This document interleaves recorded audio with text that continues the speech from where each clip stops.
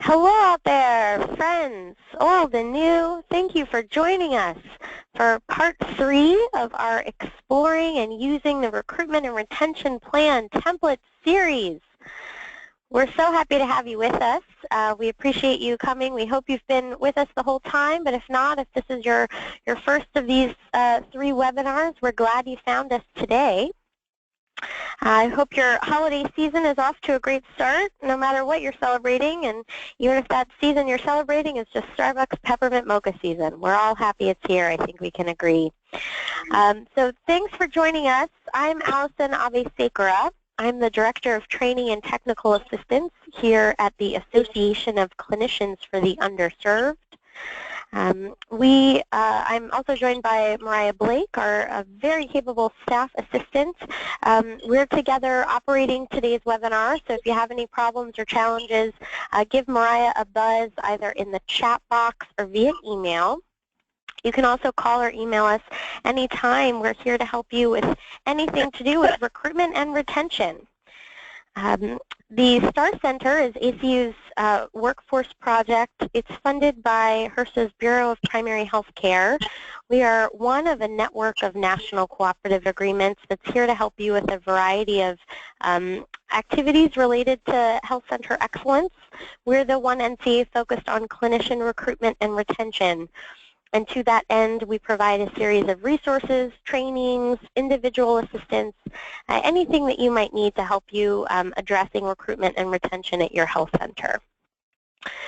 So today we're finishing up a series on a tool that we created on retention and recruitment template. So before I hand it over, just a couple of things to note here. We are recording today, so if you have any objections, you can log out and listen to the recording. You can also check our site for past recordings of the previous 2 webinars in case you missed them or want a refresher after you've listened to this one.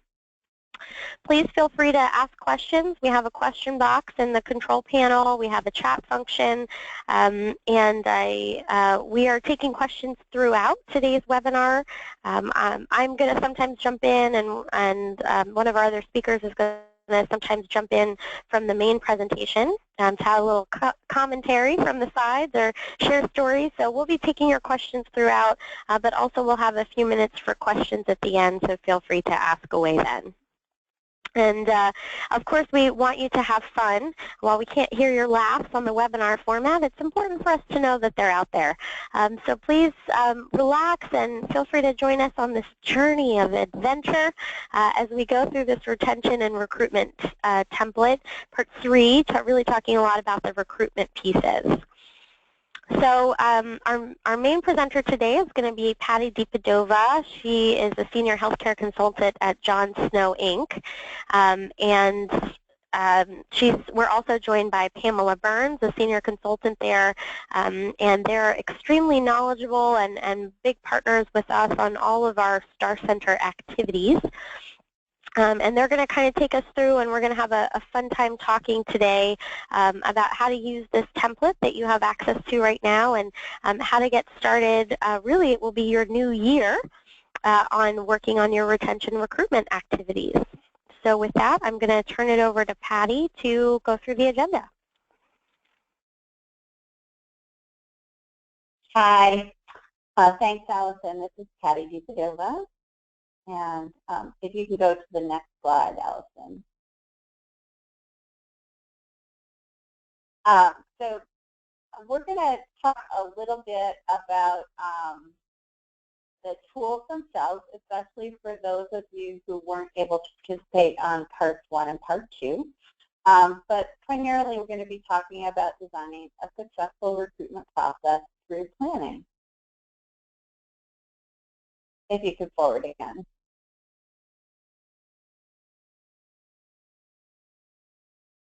So the purpose of having a retention recruitment plan, or the purpose of this was to assist health centers in developing a written retention recruitment plan, because it will provide a structure and a thought process for improving retention and recruitment practices. Next slide. And next slide. Just to briefly discuss the tool, some of you may have already participated in the other 2 webinars, but in case you didn't, there are 3 tools available on the STAR Center site. One is the instructions for how to use the retention and recruitment plan template, and then there's the template itself and an action plan document. There's also an Excel spreadsheet that we're going to talk a little bit more about today. So for the instructions, it's fairly detailed in terms of a little bit of the rationale behind each element that we're talking about in the instructions, and a review of all the template tables and all the data collected in the template, and also how to use the action plan. And there's some benchmark data at the very end. So the template isn't written in Microsoft Word to make it easy for you. You can modify it and save it as your own plan as you go along. If there are some parts you don't want to include, you don't have to. We hope that you do. But you can put your own logo on the front cover and make it your own. There's also an Excel tracking form that we'll talk a little bit later about.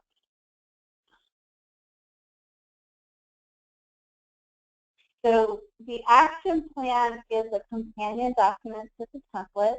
It runs along all of the same topic areas and the same main categories to help you keep track of things as you're going through your template. You can note that, we're suggesting that you do something, or we're suggesting that maybe something's not as updated as it should be in the template. And so that might be where you start marking along on your action plan so you don't lose track of gaps that you might have or opportunities that you might have to improve your retention and recruitment plan.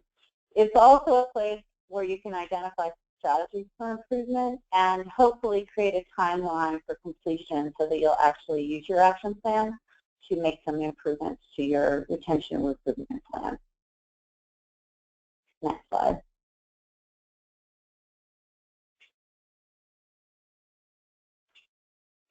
Okay, so I'm going to turn this one over to Allison and Mariah for the poll question.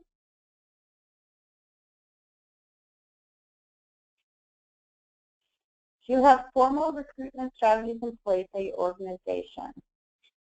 You can select one, and then we'll get the quick poll results at the end.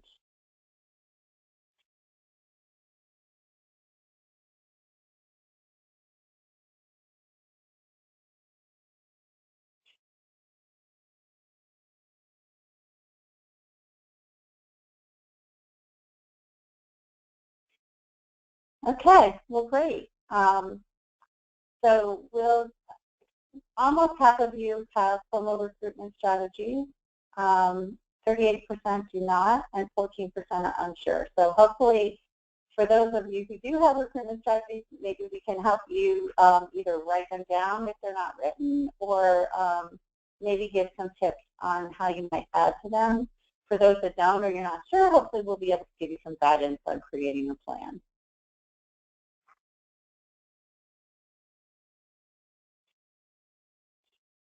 So I just kind of wanted to do an overview in terms of recruitment. I'm sure you're all very aware of the extreme competition and the current shortages of primary care providers. But just to kind of reiterate that, with the Affordable Care Act, now more people have health insurance coverage. So there are more people seeking care that might have been delaying care in the past. On top of that, there are aging populations, particularly where a lot of health centers are located. And then with healthcare transformation, more organizations that may or may not be health centers are also looking to increase the number of primary care providers that they have on staff in order to meet the needs of patient-centered medical homes, accountable care organizations, and a lot of the other healthcare transformation processes that are in place. On top of that, there's a slow or fairly flat growth in primary care physician residents. And while there is a growth in nurse practitioner interest, and it's rising at fairly rapid rates, there are some limits to how many nurse practitioners will actually, how many new nurse practitioners there will actually be, because there have been a lot of identified faculty shortages and limits on the educational system to accommodate them.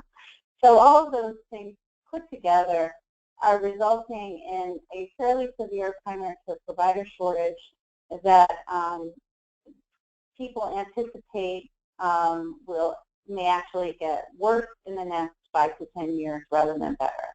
So that's the environment that we're operating under. So what we're hoping is to make a plan that will help optimize that situation so that you can be competitive. Next slide. Patty, this is Pamela, if I can just jump in for a minute, and I apologize, I have a cold going on here. But I think that, you know, looking at these slides, the question might come up about, we just had the election, and there's a lot of talk about changing the Affordable Care Act, repealing, replacing, whatever. And I think it's just important, even more important at this point, to remember that for the last 50-plus years, community health centers have been the bedrock of primary care access for underserved populations. And either we're going to continue for a while or indefinitely with the present situation where we're competing against other providers in the primary care arena because we're keeping Medicaid expansions, et cetera, or we're going to be put in a situation where we're dealing again with a lot of people, you know, the payer mix shift and all of that, but it doesn't lessen in any way the need to be planning in a very, very rational and deliberate way to be able to have enough workforce to respond to what will be a consistent need in the environment. Great, thank you. So just to back off just a little bit, especially for those that may not have attended the other 2 webinars, it's really important to lay the groundwork to maximize your recruitment efforts. We're going to talk really specifically about recruiting today, but this will be probably one of my last times saying it's really important that you go back and do a practice assessment if you haven't done one already, so you can see what you can improve in your practice environment to try to make your practice as efficient and improve the quality of it as much as you can. And then to add on to that is to really do some retention planning. As we discussed in the past, it's a lot easier to keep existing providers than it is to recruit new ones. And not only is it easier, it's a lot cheaper. There are huge financial resources that go into recruiting, as I'm sure you know. So to kind of take a look at retention planning, try to make sure providers are satisfied, and make sure that they're valued, they have an optimal, that you obtain optimal achievement from them, and that there's a work-life balance. Because if those 2 things are done, it's much easier to recruit new candidates because they're going to be drawn to a happy, high-functioning practice. So I'm not going to spend a lot of time on this, but this is the model for improvement, or you may know it as the PDSA cycle. And this retention and recruitment plan was created to fit in well with the model for improvement. So the retention improvement plan is the planning part, but it's also where you can identify gaps and plan for strategies that will move into the due portion of PDSA cycle for recruitment and retention.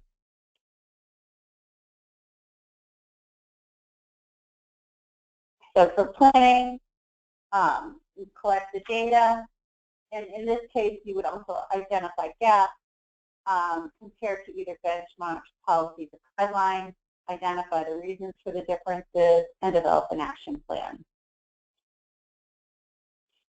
So the action plan for recruitment, there's one for the assessment, one for retention, one for recruitment. They're all in the same document. But it just gives you an easy place to document, as I mentioned before, the gaps and the barriers, opportunities, strategies for improvement, and then a timeline. You could also, if you wanted to, put a responsible person. So the recruitment planning process is fairly detailed and long. These are the things that we're going to cover today. We're going to talk about each of these in detail, so I won't go into them a lot now, but we're going to talk about identifying and assessing community recruitment plans, defining the recruitment team and assigning roles, setting recruiting priorities, developing the recruitment budget, deciding on a recruitment firm, if any, you may not choose to have one, developing advertising, developing strategies for use of social media, designing the candidate screening and interview process, developing the provider contracts and preparing a negotiation strategy, onboarding, and then other topics that are relevant to recruiting.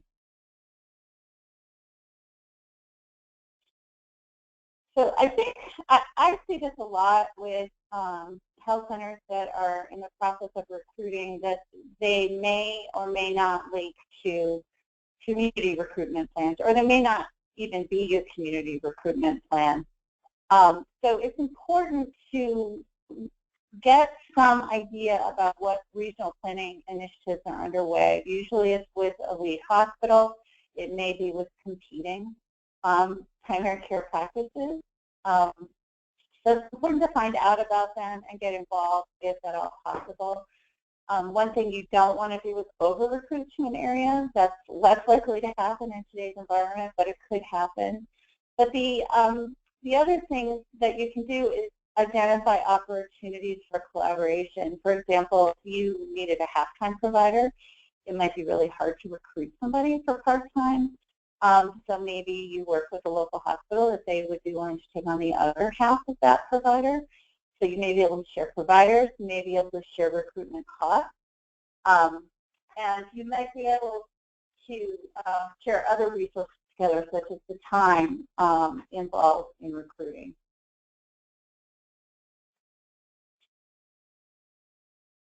The other thing you really need to do in advance is create your recruitment team and assign roles. Not only is it important to have the team ready in advance to act quickly with new candidates so that you can respond very rapidly, but it also provides a structure and an organization so that you're approaching the process in a measured way.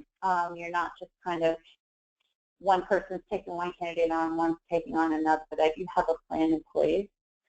And it also allows the staff in your health center to have input early on rather than waiting until you have people knocking at the door to interview.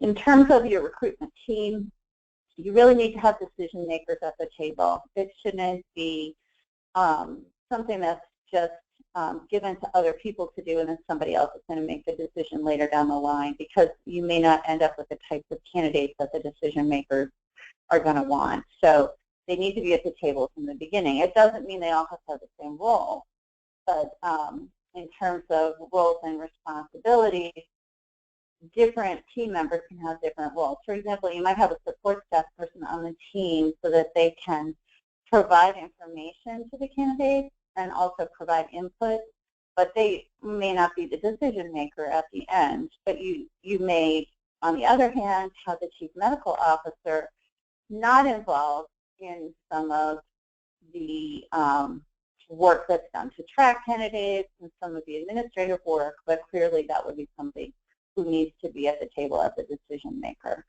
So you need to keep in mind, as you establish the roles and responsibilities, what their stake is in the recruitment process and in recruiting the candidates, how available they are, and what kinds of skills they offer.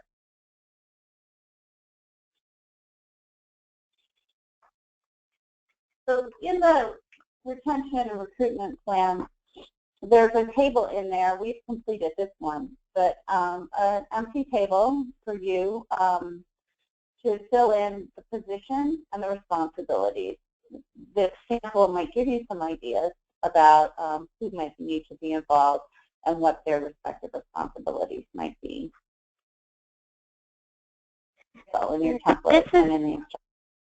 This is Elsa too. I just want to jump in for those of you. I know we have a wide variety of folks on the phone. Some people who have kind of robust teams and a number of staff members that help directly with recruitment retention, and some folks are kind of one-person operations in terms of HR and recruitment retention and whatever else you're doing there. And so when you see this, I think take a minute to think about all the people who could be involved in some way, and so it may not work if you're at a one-person place to say, oh, well, you're in charge of this, you're in charge of this, you're in charge of this. At the end of the day, you may be the person, ultimately responsible for the end of the line work. But think about what specific parts of the process other folks have investment and can engage in, and think about this as just a kind of formalization process so that it's really clear what they're helping with versus what you're ultimately responsible for at the end. And so no matter what size your actual team and FTE is there, you do have a recruitment team that needs to be involved all the way through. That's a good point. And I also think it's worth pointing out for the sample that we provide, and again, it's just a sample. These are not roles that you have to completely fill, but we've added a community member and the spouse of a provider team or partner of someone on the provider team. So it's important to think about how other non-staff members might contribute to your team. We have them being maybe part of the final interviews for the community member or a dinner event, and for the provider partner, potentially providing an assistance and support to a candidate's partner and families, or lunch with the partner. So there are things that you can do outside of your immediate staff that actually are extremely beneficial to the process and add people to your team.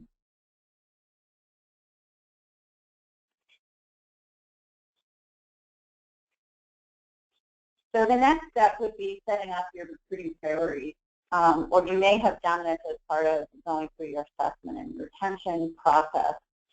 But you need to define kind of the big picture, but again, written is the word. It needs to be a written set of priorities. You can change it at any time, but you need to have it written down so everybody's seeing the same list and the same order. Use information from the practice assessment and strategic planning process to identify the positions that you want to fill, and realistic timelines for completing the recruitment process. There's a term called days to fill, which is identified as the difference between the date a search is initiated and the date that a contract is actually signed. And it's about 124 days for a primary care physician, or 6 months, and 95 days or 3 months for a nurse practitioner. I was not able to get data for a physician assistant. It's not collected that I could find. But it's important to remember that. And the other thing that's important to remember is this data is for any type of hiring entity. So a hospital, a competitive physician practice, and it is highly likely that health centers have a higher timeline than that. So when you're making your timeline, make sure you're leaving yourself enough time, especially if you can plan for recruiting, that you know someone's leaving, they gave their notice. Don't put off recruiting because you think you have full time to do it. Make sure you've planned enough time. And plan out as far as you have information. So 3 to 5 years if you have it. We talked about in the retention planning to be asking people about their retirement plans. Ask providers if they're planning changes in their schedules due to changes in their family, or they're getting close to retirement and they want to work less. The more information you have, the better, and the easier it is to set recruiting priorities. And also, it's not written in stone. People can change their minds, and you can change your list of priorities. So as new information becomes available, make sure you update what you have written down as your priorities. And I'll just emphasize that to say, we've had some pushback previously from people who say, like, well, if I write it down, then it's this full policy and I can't change it ever. You don't have to think of this as a formal policy. Really think of it as a framework. And what we're calling your win the lottery book. So let's say those big numbers come in and you can see a new life for yourself on that yacht somewhere in the Mediterranean. You want to have all this stuff written down somewhere in some kind of data-based way that somebody else can pick up when you've called in to say you won't be coming in because you're off to sea to say, hey, I know where we are in this process and how to pick it up and how to do it. So just think about all of those things really as helps for you and for other people around you to help step in, you know, if you're sick one day or if you win the lottery or whatever the case may be, to keep these things moving. And this is a table that we've included in the retention and recruitment plan to help you keep track of your priorities and, again, change them as you move along. It's in Word. You can rewrite it anytime you want. This is just a sample of filling in a couple of the spots, just completing the type of position you're hiring for, the current, what the number of FTEs you're hiring for, the position it's replacing, the FTEs it's replacing, whether it's a new position or not, the reason that you anticipate needing to hire. So it could be current vacancy, planned vacancy, retirement, growth, or other reasons, and the date that you anticipate the need. And from that date that you anticipate the need, you can back into when you would need to begin the recruiting process. Again, I don't think you can really have too much time unless somebody's saying they're going to retire in 5 years, obviously, but leave yourself plenty of time because it can take a long time to hire someone.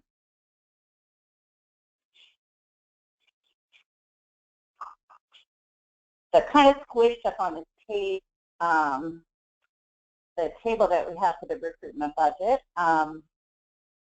So you need to develop a realistic recruitment budget. And a lot of times people only think of if they're going to have a recruiting firm or service, they only budget that amount. But it's important to budget everything so that you really know how much this is costing you. And what's usually missing from budget is the amount of time that ends up being allocated for all of the different staff who end up being involved in the recruiting process. It's important to put it down just so you realize what the actual cost is, and also so that you know you're making demands on these staff, which means they can't be doing something else, at least during that time, you know, the few hours that you might be using them. So try to include that in your budget if you can. We also have, in the STAR Center, there's a financial assessment tool that you can use to help you come up with these categories. And based on the literature and some reasonable estimates, has estimates ready for you if you don't have any idea about how much something might cost. We give you a starting point anyway to kind of pull together a realistic recruitment budget.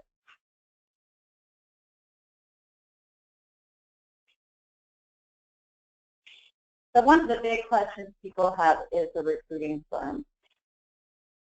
You may or may not use one. You may be used to using recruiting firms, or you may have the staff capacity and skill set to do this yourself. So you need to make that decision. A lot of health centers may also rely on a hospital recruiter if the hospital is willing to help.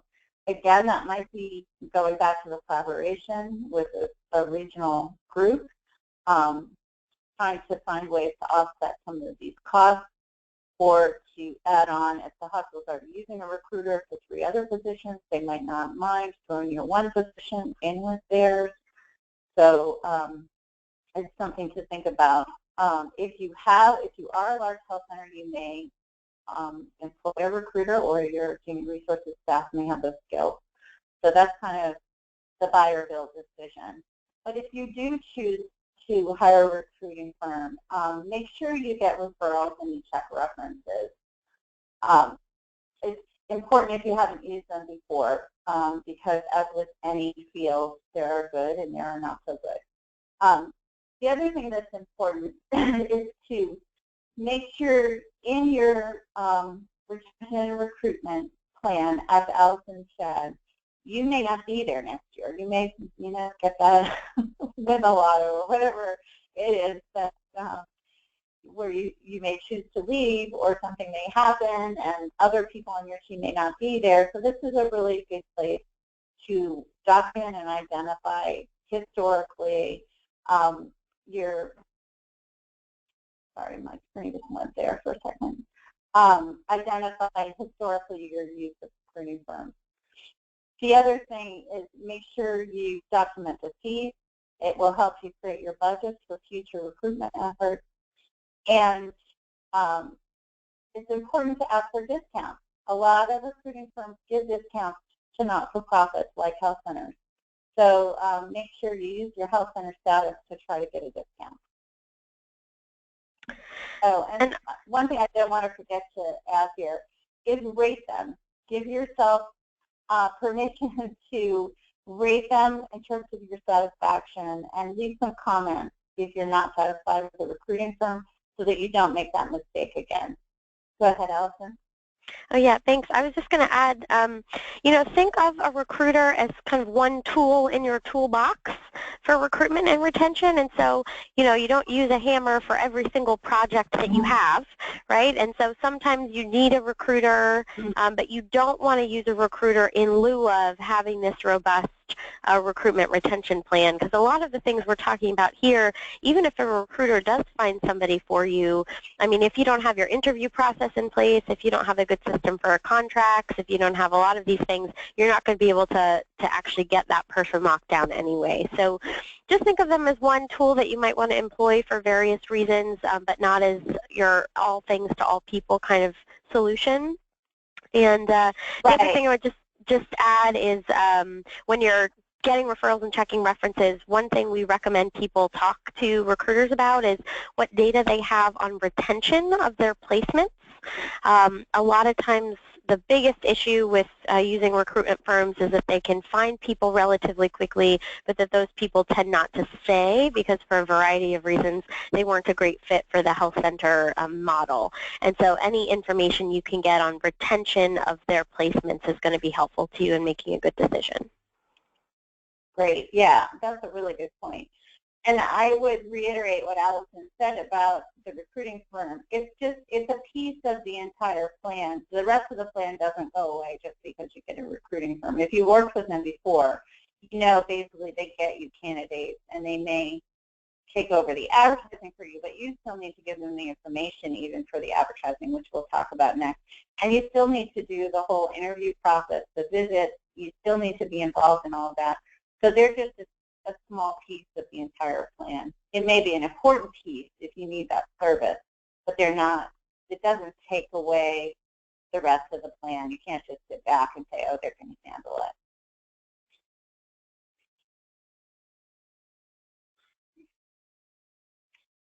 Can you forward the slide for me, Allison? I can't. Yeah.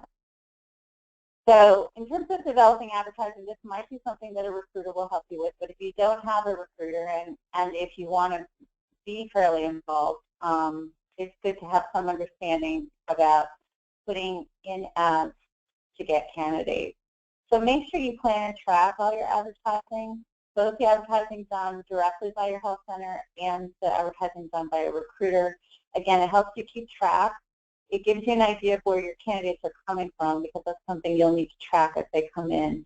And it also helps you plan your budget. So if you don't keep track of what the recruiter's doing, you might not get a big picture of your budget unless you pull it all together at the end. If you make a plan about advertising and you don't use that plan, but you find other sources that might be good and then you eliminate sources, make sure you correct your plan, because that could be happening kind of on the fly, and you need to go back. So that a lot of the reason this needs to be written is not necessarily even for your current recruitment process, but for your next one. So you can learn from the things that made the process better. Utilize sources that are familiar with health center recruiting issues, which can be very different. Working with mission-driven organizations. And really importantly, working with providers that are looking for a mission-driven organization. And I think that's part of what Allison was talking about with recruiters that might be able to get you a lot of candidates, but they might not stay.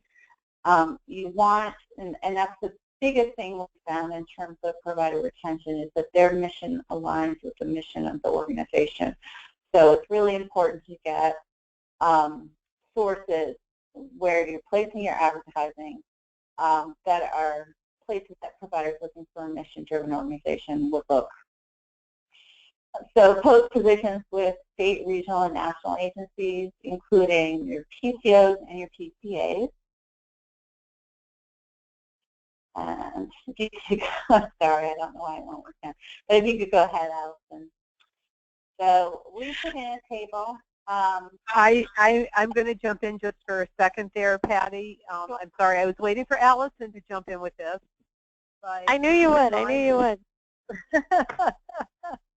It's not just, I mean, mission-driven to me is one of the most important things, but also lifestyle-driven.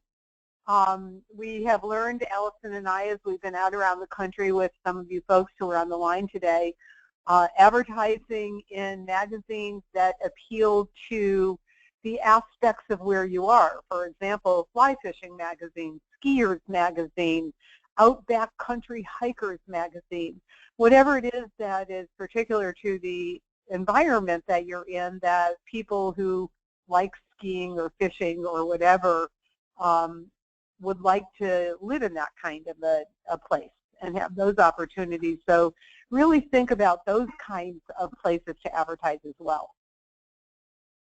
Great. I'm done now. Okay. So this table is in your retention and recruitment plan, and it gives you a place to document the media outlets that you're planning to use and to keep updating them as you change. The other category would include those kinds of things that Pamela just mentioned. This gives you an idea of some of the things that you want to be looking at and the types of things you want to track. So who the contact person was, so that you don't have to find it every time. The contact information, the timing of the ad placement, how frequently will it be placed, how much is it costing you, and again, rating it in terms of after you've done your recruitment process, rating it as whether it was worthwhile. Did you get candidates? Were they good candidates? Next slide. And I want to really emphasize this rating piece as part of that PDSA cycle that Patty was talking about earlier. You know, definitely for different disciplines, we hear different stories about what works and what not. We talked to an HR person who went every time they needed dental assistance, they could post on Craigslist for this one site, and for some reason, for this one site, they could always find great people to come and take that specific kind of job. But it didn't work for any other site, and it didn't work for any other position. And so actually going back to figure out, hey, which things worked for which types of positions is really going to help you work smarter and not harder, so that you're not always throwing every single thing against the wall to see what works. You have some data about, hey, this is what's effective in this situation, so I'm going to do those things right now.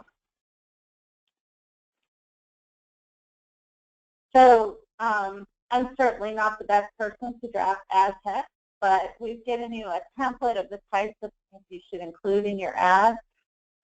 You really should draft your ad text in advance to minimize the turnaround time for placing ads or posting in social media, which we'll talk about in a little bit. In particular, you should have standard text describing your mission and the region that you live. I mean, even it can be difficult to recruit for rural regions, but if you're, again, recruiting people who may come there for lifestyle purposes, as Pamela said, you know, I live in a rural area that's hard to recruit providers to, but I live near a ski area. There's also hiking, so we would want to include those types of things, and we would hopefully attract people that are interested in those types of things and might be more likely to stay. So this template is there for you to just give you an idea of what should be included, and you need to keep it in your template or in or attached to your plan. Review it every time you use it to make sure you've updated it and make sure it's meeting the health center's needs. The other thing you want to do is if someone, when you have candidates, if they say they responded to a specific ad, ask them about it. Ask them what they liked about it. Ask them what they think would be better, and so that you get some feedback on ways to improve your ad. This, a lot of times, is the way you get that first hit and attract candidates. So I'm going to jump in again, too, to kind of tie in the thing when Patty was talking about pricing out how much it costs to do the recruitment. If you're actually advertising up where she lives in beautiful New Hampshire, and you get someone out of Skier Magazine and they're really into it, you might want to put in that benefit package an annual ski lift ticket for the family as part of the recruitment. I think that's still legal, right, ladies? I'm not a lawyer, and I will not advise on that specific situation, but yes, check with your team, but definitely. Yeah, I mean, the trick about recruiting on benefits of, like, come to our area and you can do the things that you like to do, that doesn't really work if you don't allow people the time and the special considerations to do that. So if there's great, you know, camping an hour from where you are, but they have to work till 6 every Friday, and so they can't really get away for the weekend the way they want to with their families, then that stops becoming a benefit to them. And so thinking about how you can work into actual benefits packages and or workflows, operations pieces, oh yeah, I remember that I can do all the things I like to do because I live and work here. So I want to spend a good amount of time on the next part, and we have a lot left to go, so if we could just kind of move right, yeah, thank you. So social media is not a place that a lot of health centers may think to recruit providers, but it is a really good way to attract younger candidates and in particular residents. But it's important to go beyond your health center's website. So we did some research, and actually the New England Journal of Medicine Career Center has a lot of suggestions for how to improve your use of social media in recruiting provider candidates. So one thing is to set up a LinkedIn company profile and to establish broad provider connections. So you could post jobs, join groups, or purchase in-mail credits to send messages to prospective candidates outside of their extended network. To reach Twitter fans, consider following the following accounts: @Physicians, @Doctors Lounge, @Doc2Doc, and there are a few others, and they're all in the retention and recruitment plan. You should establish and maintain an updated Facebook page for the health center. You can post jobs and highlight the benefits of working at the health center, and you can post provider testimonials. One of the advantages also of having a Facebook page for the health center is it's a great way to reach your patients if you wanted to blast that you were having flu clinics, for example, or remind people of seasonal things coming up. So it's helpful for more than just recruitment use. You could also use YouTube videos to introduce your facility to potential candidates. You can create videos highlighting your health center. You can also use any existing videos that highlight your region and your community, and you can put those up on your website. And make sure your website has essential community links. Oh, and then one I skipped was you could consider starting a blog that connects to other social media outlets so your practice becomes highlighted in those outlets. Next slide. So this table is for you to use to track social media and the way that you're using it. And then to assess that usage, again, going back to that action plan and the PDSA cycle. So assess the usage and then have a plan for maybe how to improve what you've posted, how to improve how you've posted, or which types of social media work best for you and which ones don't. Next slide. So this next component is designing the candidate screening and interview process. You've probably all been through this. The plan will has aspect to it that requires you to write everything down, but also in an organized way. So you already have your team, you have your ways of getting candidates. So this is what happens once the candidates start contacting you and you start to get their CV for application. So you need to track the screening and interviewing activities. You need to rely on your team and their previously determined roles and responsibilities. Screen the CVs or applications that you receive online, conduct telephone interviews, and then hopefully be conducting visits. The most important thing of all of this is to make sure you have a quick response time and minimize the lags between activities, or you may lose candidates. You need to act quickly. Next slide. So we've given you a candidate tracking sheet. It's the separate Excel document that I referred to earlier.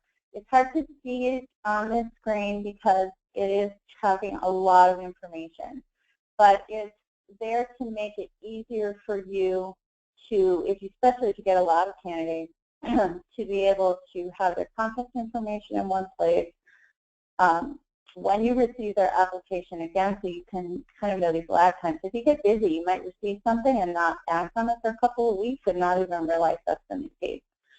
The mechanism that the application came to you, so again, you could go back and see what outlets, the media outlets or social media outlets or recruitment firm, how it's been effective for you. Or if they were referred by another colleague that you may know, you could document that here.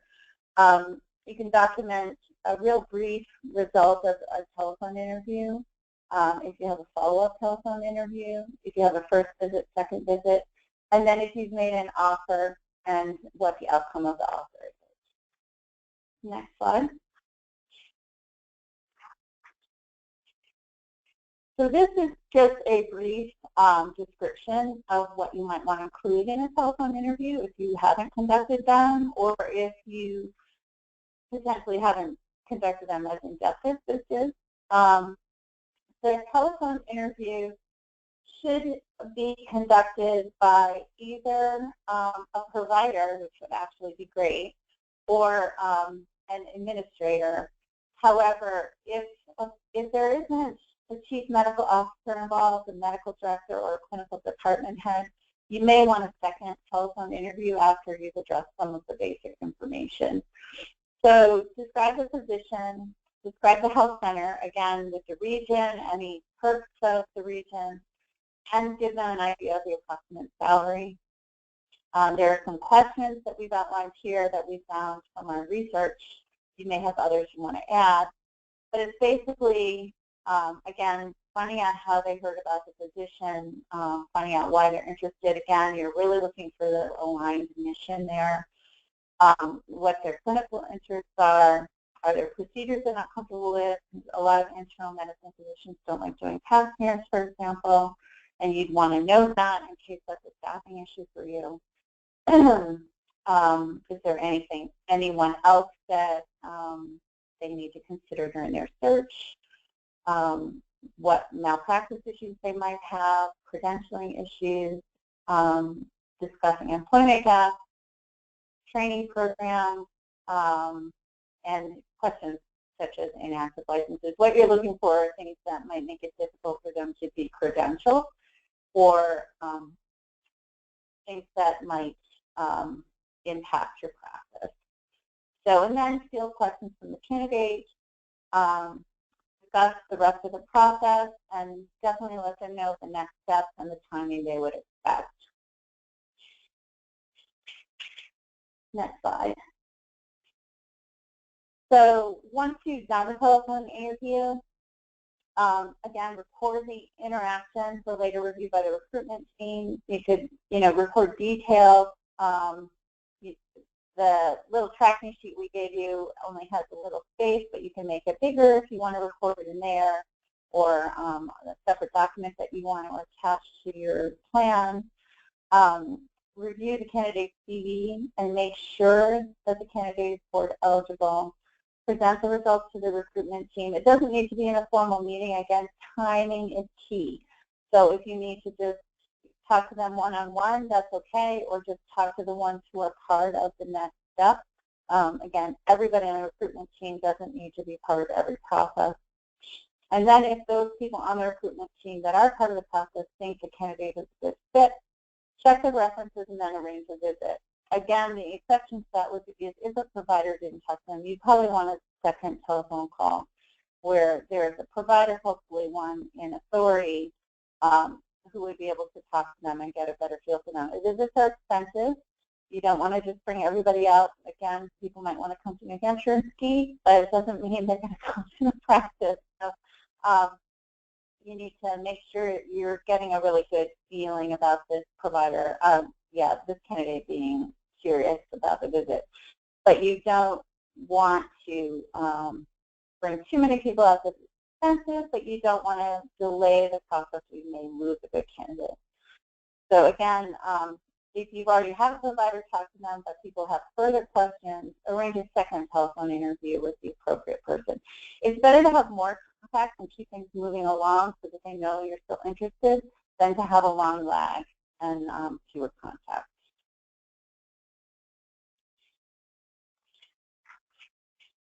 So the visit is a very intense time for at least a few people in your practice. And it should be, everybody should be on their toes, trying to impress.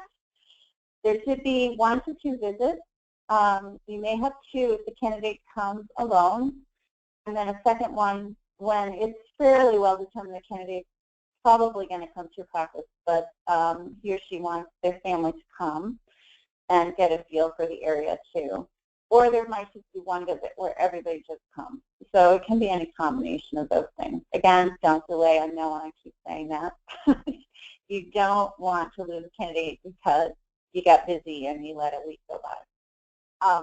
Make sure you choose the best accommodations in restaurants. This is not the time to skip. I know physicians who have joined practices in my region who totally decided based on how good the restaurant was. So you just really, it might not be reasonable, but that's what happened. It's my doctor, actually. But you want to make sure that you're doing your best to impress them. And the quality of the restaurant may or may not actually be what's important, but how hard you're trying and how much you want them comes through with some of those decisions. And compared to the rest of the expense for recruiting, this is not the biggest part. So the other thing you really want to do is assign 2 people to the visit, and they're going to need some time off of work. They don't need to be a provider necessarily, but you need a key staff person assigned to guide the candidate so they're not kind of wandering around and wondering, oh, I need to visit the hospital, but I don't know where it is, or I didn't rent a car, or whatever. There shouldn't be any gaps like that. And also a key person to guide the candidate's partner if they brought their family. Show them things they might be interested in, like real estate, school systems, child care centers. You may have the candidate's partner, and you can see the itinerary here over on the right-hand side of the screen, might have the partner also meet with community members, recreational facilities, or potential employers if their partner is also looking for positions. And if they have a family, don't forget to make an impression on any children visiting. Buy them toys, bring them baskets of stuff, and put it in their hotel room. It might seem like it's excessive, but it's really not. They want to be welcomed and felt that you really want them to come. So if you look at the itinerary, we've listed some of the logistics that need to be done, the visit, if it's just a candidate, if there's a partner, those pieces, and then a joint itinerary. Make sure you plan a dinner with key providers, the administration, partners, spouses, key community members. Bring them to cultural performances. Let them know this is a place they're going to want to live. Okay. And Patty, I'll just say this is your 5-minute warning. Okay. So I'll try to go as quickly as I can. So you need to have a candidate follow-up plan. Again, it's for timing purposes. It's to keep you on task. Make it in advance, specify the timeline, and the team assignments of responsibilities. This one's filled in, but your template also has a blank one. And some of the tasks that you should have listed with the frequency and timeline. Okay, next slide.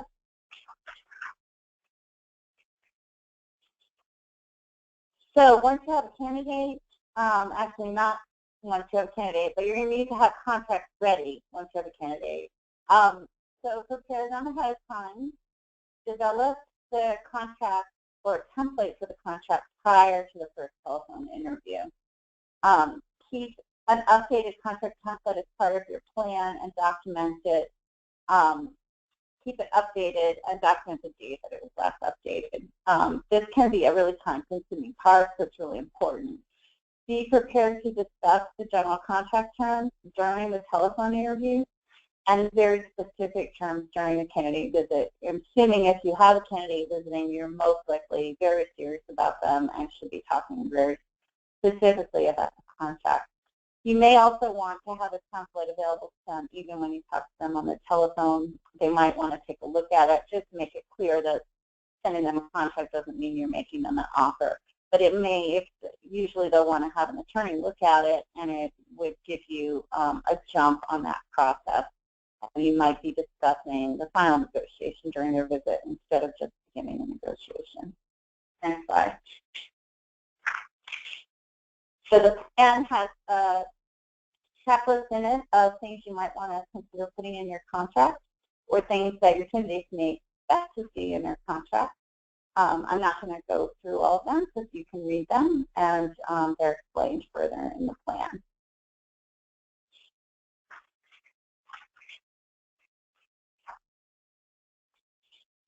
So in terms of onboarding, this isn't a retention and recruitment plan. I would really advise that you also have an onboarding plan that's very detailed.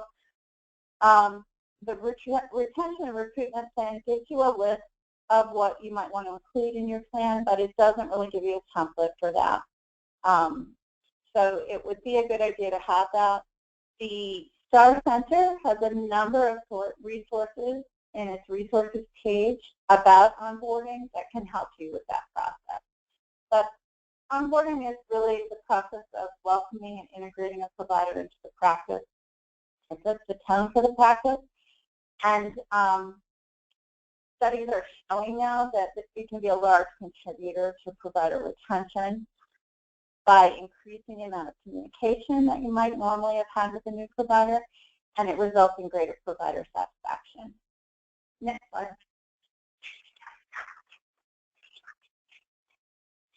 So this is a list of common onboarding activities. So things to think about is checklists. They need to be licensed in your state. They need to be credentialed by wherever, whatever health plans you have. They need to look at hospital medical staff privileges and credentialing if you have a practice that works with a hospital. Third-party insurance enrollment, all of these things. I'm not going to run through them all so that there's hopefully a little time at the end for questions. But those are the common onboarding activities that you need to assign people to and make sure happens with a schedule in mind for the provider. Next slide. So tips for successful onboarding. Again, assign a mentor to orient a new provider. Make sure integration into the medical community is part of that onboarding process. Assign a person and a realistic timeline to each onboarding activity to make sure people are accountable and make sure it happens. Set expectations for the new provider regarding getting out into the community and meeting other members of the group and medical staff. These next things are really important. Conduct weekly check-in calls prior to the provider even coming to the practice.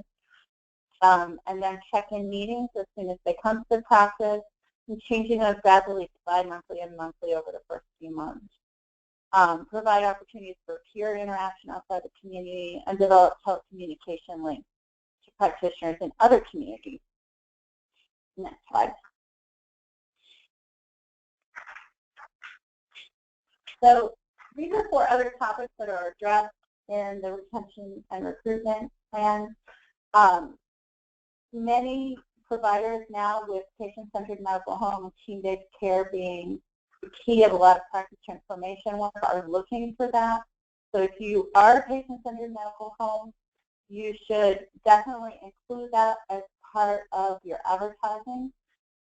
If you're not a patient-centered medical home, you might consider taking steps to become recognized as one.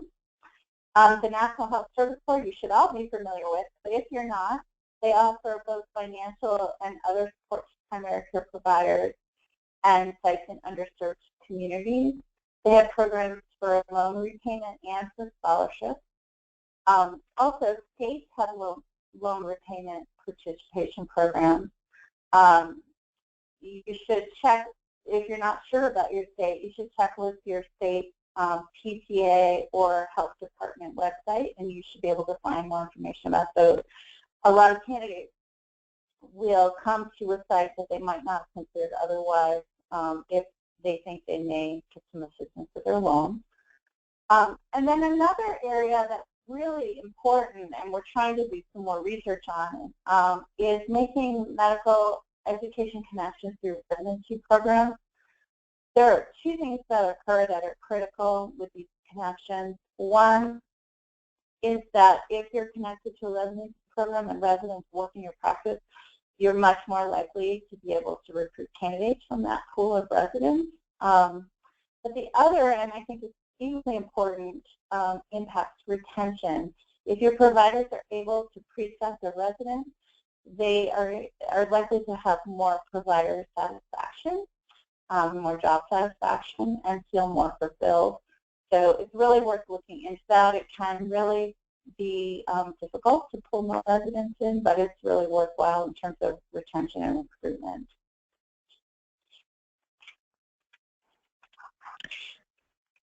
Awesome. Thank you so much, Patty. Thank you so much to everyone for sticking on the line a couple extra minutes while we finished up that section. We're so happy to have you. I hope you got a lot out of today's webinar. I know it was a lot of information to absorb, so know that you will receive this recording. You can listen to it again. It's on our website.